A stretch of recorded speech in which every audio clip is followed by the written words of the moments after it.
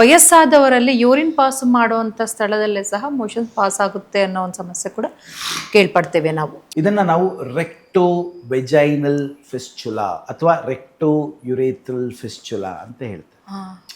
ಇದು ಹೆಣ್ಣು ಮಕ್ಕಳಲ್ಲಿ ಬಹಳ ದೊಡ್ಡದಾದಂಥ ಒಂದು ಸಮಸ್ಯೆ.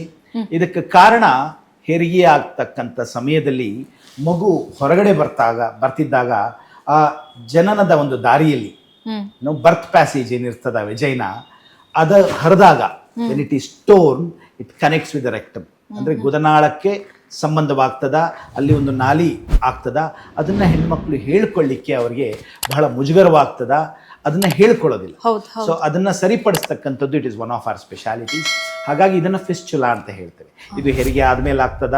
ಅದು ಎಪ್ಸಿಯಾಟಮಿ, ಆ ಒಂದು ದ್ವಾರವನ್ನು ದೊಡ್ಡದು ಮಾಡೋ ಒಂದು ಪರಿಸ್ಥಿತಿಯಲ್ಲಿ ಕಟ್ ಮಾಡಿದಾಗ ಆಗ್ತದ. ಕೆಲಸ ಬರ್ಸ್ಟ್, ಮಗು ಬಹಳ ಫೋರ್ಸ್ಫುಲ್ ಆಗಿ ಬಹಳ ಒತ್ತಡದಿಂದ ಹೊರಗೆ ಬಂದಾಗ ಕೆಳಗಿರ್ತಕ್ಕಂಥ ಪೆಲ್ವಿಕ್ ಫ್ಲೋರ್ ಹರಿದಾಗ ಆಗ್ತಕ್ಕಂಥ ಒಂದು ಕಮ್ಯುನಿಕೇಶನ್ ರಂಧ್ರಕ್ಕೆ ಫಿಸ್ಚುಲಾ ಅಂತ ಹೇಳ್ತೇವೆ. ಇದನ್ನೆಲ್ಲ ಬಹಳಷ್ಟು ಹೆಣ್ಣು ಮಕ್ಕಳು ಹೇಳ್ಕೊಳ್ಳೋದಿಲ್ಲ, ಅದೇ ನೋವಿನಲ್ಲಿ ನರಳುತ್ತಿರ್ತಾರೆ. ಆ ಒಂದು ಸಮಸ್ಯೆಗಳನ್ನು ನೋಡ್ಕೊಳ್ತಕ್ಕಂಥದ್ದು ನಮ್ಮ ಜವಾಬ್ದಾರಿ. ಮೂಲವ್ಯಾಧಿ ವಿಚ್ ಇಸ್ ಹೆಮರಾಯ್ಡ್ಸ್, ಅದು ಕೂಡ ಬಹಳ ತೊಂದರೆ ಆಗ್ತಕ್ಕಂಥದ್ದು. ಬಹಳಷ್ಟು ಮಂದಿಗೆ ಅದಕ್ಕೆ ಶಸ್ತ್ರಚಿಕಿತ್ಸೆ ಬೇಕಾಗೋದಿಲ್ಲ. They don't need an operation for haemorrhoids in the bulk majority. Fissures ಅಂದರೆ ತುಟಿ ಹೊಡಿತಕ್ಕಂಥದ್ದು. Fistula is a surgical problem, ಅದಕ್ಕೆ ಶಸ್ತ್ರಚಿಕಿತ್ಸೆ ಬೇಕೇ ಬೇಕಾಗ್ತದ.